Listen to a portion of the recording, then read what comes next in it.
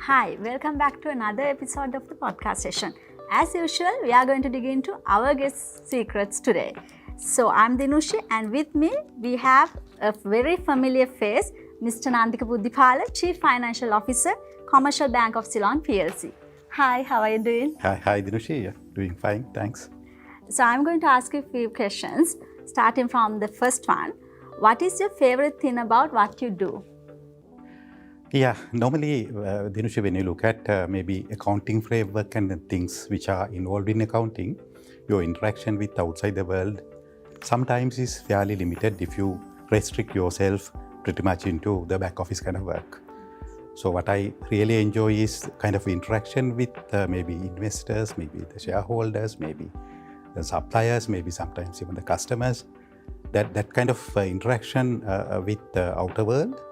Then there again, sometimes you have a lot of interactions with maybe rating agencies, maybe sometimes with the regulator, maybe with certain other discussions. That kind of interaction is completely moving away you from very monotonous kind of framework. So that's what I really enjoy when it comes to whatever I do. Okay, so moving on to the second one, how do you handle challenges and setbacks? Okay, there are two different things. Challenges, then you need to have a lot of encouragement. You need to use huge amount of your energy towards what you do. Then you need to maybe look at certain solutions which are not very traditional. Then you need to go maybe out of the way and maybe try to come up with overcoming those challenges with maybe not only one kind of a solution, maybe multiple solutions. Sometimes the appealing of those the solutions may not be there with everybody. Sometimes there should be some kind of a consensus as well, because the challenges are not kind of things that you completely face yourself. You need to have team effort also on that. So the challenges, of course, is a bit of a kind of hard work, but they are again going beyond maybe one or two very stereotype of solution, but looking out different kind of solutions for it. But the setbacks are different. Then you, after you taking certain decision, your things are not going to work the way that you expect. Then the outcome of that is going to be a kind of learning experience what you can get out of it. Normally what we say is the same setback cannot happen maybe 2 times, but still it can happen maybe a couple of times as well. But the learning curve that you went through, as well as what you can maybe share with the team when it comes to maybe another setback, how we are going to get out of it, what you need to do, what kind of encouragement you really need to do with the other stakeholders. Those are the kind of things that you need to kind of keep yourself very much alert. Okay. The third one would be, what gives you motivation? If there again, if you have maybe very stereotype of work, your work is going to be monotonous, and you come and do everything every day, and then there is no motivation there. So challenges are the kind of things, even sometimes you get into kind of huge amount of motivation where you try to learn something out of it, as well as we are trying to maybe get into different circumstances. So I believe challenges always gives you much amount of motivation rather than always do the same thing and come out with the same solution, even though you are going to be very complacent, you are going to be very happy with the situation, but the motivation comes with always challenges, I think. So it's like you will always think out of the box when there's a challenge. Exactly, and you try to maybe get some amount of different knowledge, some amount of processes, maybe some involvement of maybe the other people, other stakeholders, who you might not even think that they are going to be supportive. It can be academia, sometimes it can be the professional bodies, it can be even sometimes maybe somebody who's completely outside your domain, maybe somebody who's not related to at all. So that kind of interaction always gives you some kind of motivation and try to come out with something different. So then that will give huge amount of motivation for us to move forward. Yes, so it's always like a collective decision also then. and then it also motivates us to work towards it. Yeah, because the motivation itself is not going to come only for yourself. Yes.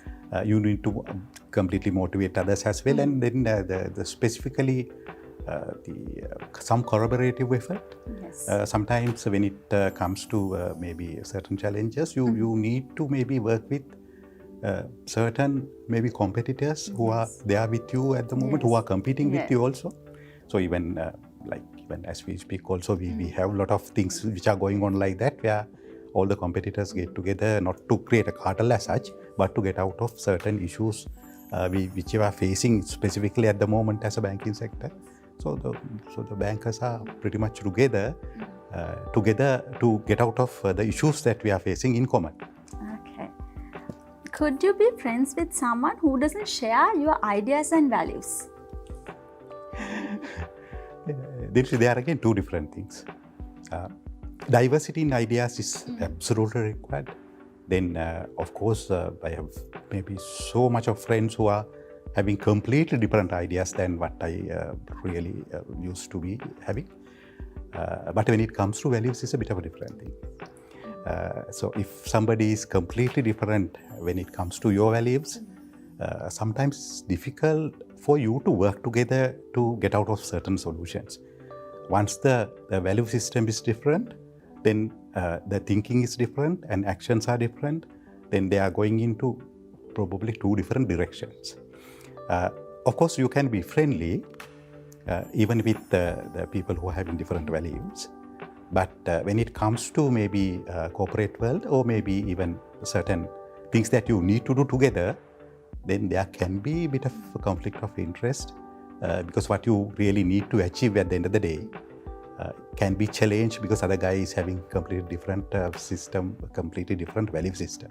Ideas, of course, you need to have some lot of people who are having different ideas. That diversity, if you really can't find in workplace or even the spheres, then you really need to encourage to have that diversity. And there again, if you really work with only the same ideas, then I don't think that we'll have that particular maybe innovation coming through. Maybe one of the issues that what we are going through also maybe something like that, where the diversity and the different kind of views are not that much entertained. We have always unanimous decisions, and not at even the boardroom, maybe at other levels also. We always would like to say that we have unanimously come to kind of decision.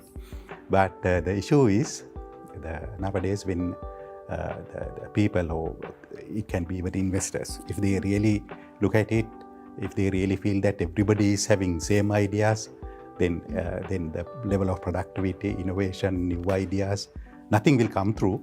And then finally you are going to get into a bit of a stagnant kind of situation. So ideas, of course, yes. Values, need to manage it, how it is going to have impact on real outcome. Yeah, always it's like ideas, we need new ideas, more ideas, different ideas to come up with a good solution for something. So like you said, values, it's totally different than that. Exactly, that's why it is coming from two different angles. Okay. Moving on to some personal questions. What is your favorite pastime and why? I think always it has been kind of a favorite time. It's not very specifically per se, but maybe before the COVID, we haven't really gone down to the same active movement when it comes to physical kind of interactions. I think, say for example, before the COVID, I probably would have met up with at least maybe about 200 or maybe 300 investors. And then when it comes to maybe all the kind of rating agencies, regulator, all these kind of interactions were very, very severe.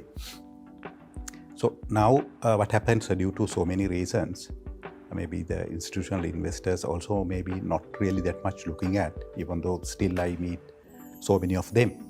That diverse set of people always gives you different perspectives, because sometimes they look at maybe, say for example, now we are looking at banking sector and we are saying that the mergers and acquisitions also should take place because there should be some amount of concentration, some amount of the strong banks should be there. But the perspective some of the other guys who are having outside the market is that the monopoly, duopoly, oligopoly kind of situations in any industry, including banking, should be stopped.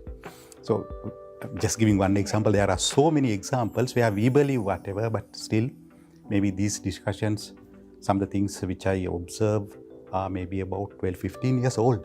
These are not kind of things what sometimes we deliberate only ourselves within our frameworks are maybe sometimes about 25 years old. So we think that's a new thing that we are going to look at, but unfortunately sometimes when you deal with some of these guys who are coming from completely outside the country and completely outside certain jurisdictions, the practices that they have gone through, lessons that they have learned through going through certain things are completely different. So of course, yes, new technology and other kind of things also can give you some kind of solution. But I think what I really enjoy is the time when we had so many interactions with so many people. Physically, sometimes maybe since we are a bit Asian as well as we always try to be very interactive physically.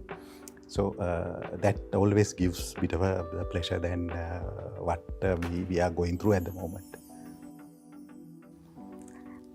What do you do to make a positive impact on those who are around you? I think when it comes to achieving certain things, we always like to see what we need to happen when those are getting achieved. Then always there is a motivation when you have people around you and we are achieving the end results, and then automatically there is no need for us to motivate people. The people are going to get motivated since we achieve our results. But when it comes to the normal life, most of the time what we really need to achieve is not going to get achieved. Then where we are coming from is we are very, very good at blaming each other. And then the secondary thing is once you blame the guy and keep him completely cut off, and then his interactions with us is going to be limited. We label them saying that this guy has always been maybe not really come up to the level of whatever that we do. So I think there's no need for us to get into that kind of maybe attitude. When somebody is not really doing well, and when somebody is not really achieving maybe the results, then that repercussion he is already having in his mind.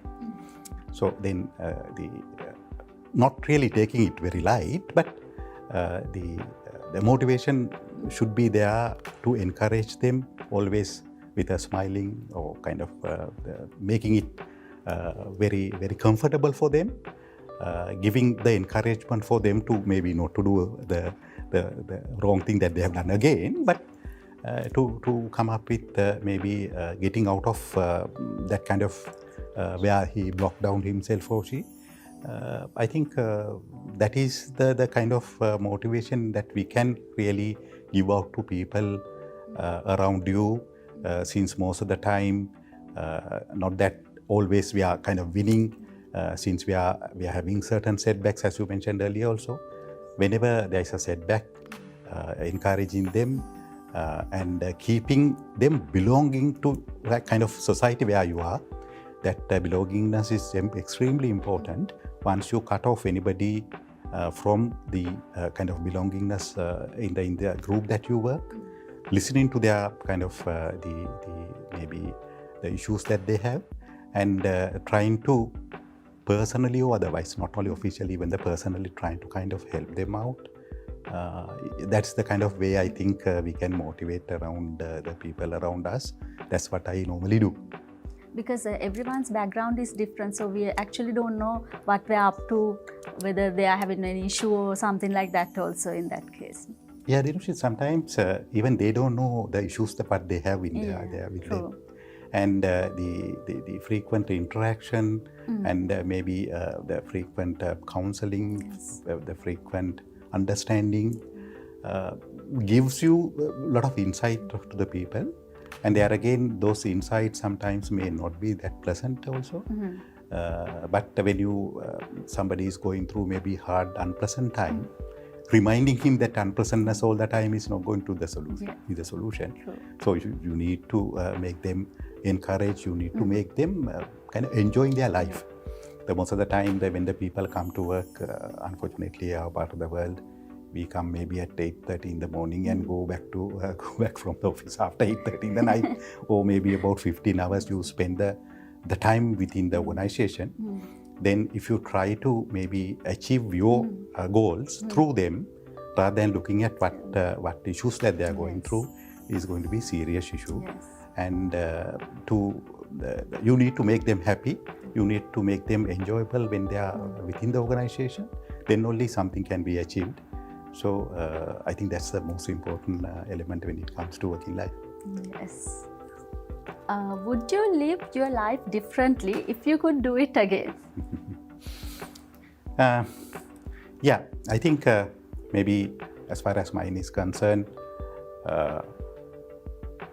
in addition to whatever the official engagement, I have so many other engagements, social and otherwise.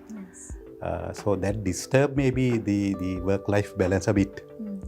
Even though everybody around me really tolerated me, the children, wife and others, maybe a bit of work-life balance more than what I have at the moment is going to be one of the things if I had to kind of restart the life again, like to really look at very seriously.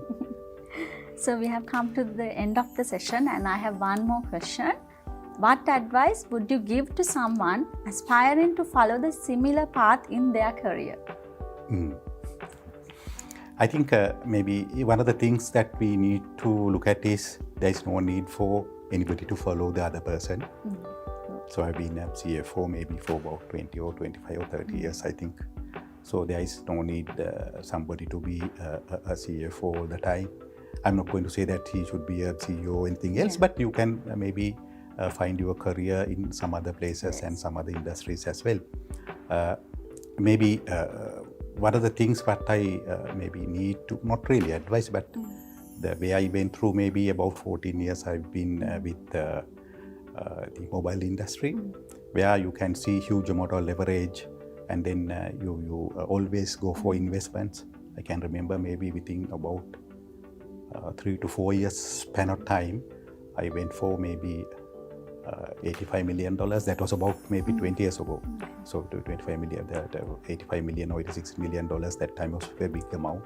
Then I went for another 50 million, another 37, like maybe the certain things, the huge amount of investments. And then the finding the financial solution for that as well. But suddenly I had to kind of move out of the mobile industry, immediately need to get on with the banking industry. So completely two different industries. Leverage is already there, but sometimes the amount of set of skill, amount of understanding, amount of the capacity and the space is very, very different. I think I've only done maybe the drastic change. Even the banking industry, I probably should be here now, maybe more than 15, 16 years now. So but each and every time there is a learning, and there again, that learning is never going to end. And they always need to have much broader understanding rather than trying to maybe fix always some smaller things 100% correct. Sometimes you need to have very broad overview. Rather than giving advice, I think what I need to say is try to get that particular the understanding and the knowledge of the industry. Not really, because you need to have some understanding in when you report something, you need to have understanding in what you do. So it's always extremely important for you to have very sound understanding when you are a banking. But even if you are not really directly doing credit, but still about the credit, about the interest rates, about the markets, about the exchange rates, about the economy, about geopolitical issues, then even though like if you do not, like it's the bank is a local bank, but still we have so many other the outfits in other countries. Not only that, we have huge amount of other investors also. We always interact. When it's come to trade, we interact with so many other countries as well. So that kind of very broad knowledge, not only kind of accounting, but not only economics, but not only politics, but huge amount of understanding and the knowledge is extremely important for us to come into grips with the things what you do. So not really advice, but what I can share with the guys is that need to have that kind of broad understanding, and always need to be mindful of the fact that learning is never going to end. So that's important for a financial professional or even the others. So it's like always they need to do their own research, right? Nobody will come and spoon feed you, so they need to come up with their ideas, they need to do their own research. Likewise. Yeah, Dinushi, now maybe say for example, now we are talking of, maybe I'll take only one example when we come to grapple with maybe the exchange rate. Yeah. So we look at maybe local situations, we look at local demand and supply, we see maybe the exchange rate at the moment, rupee is appreciating. But going beyond that, sometimes we need to have some kind of understanding what we call as what the dominant currency. Then maybe the dominant currency the way before 1948 was not the dollar but sterling. Then when UK got bankrupted 1948 after the World War, their position maybe started deteriorating. Then the US has to bail out UK, and then we saw maybe about 10 years or so after 48 even the country got bankrupted, that dominant currency, the kind of situation for sterling was still there. So then just kind of giving some small snapshot of it. So the things are not really very straightforward as we think. So maybe the going beyond, sometimes the very extreme kind of views are also coming through. There is no need for us to maybe subscribe to those extreme views, but always we need to have some understanding of those diverse views which are there throughout the world. So that's the kind of maybe thinking should be there when you engage in some kind of work. Okay, so that is going to be the end of our session. Thank you so much for coming. Thank you so much for sharing those thoughtful ideas and also some of your secrets. Thank you very much. Thanks, Dinushi. I don't think that I have shared any secret. But yes, if somebody can get something out of it, it's going to be important. So, Thanks. Yes, definitely. I think that was something worthy and inspirational. So, yes. Thank you, Dinushi. Thanks. If you also want to listen to these kind of success stories, don't forget to stay tuned.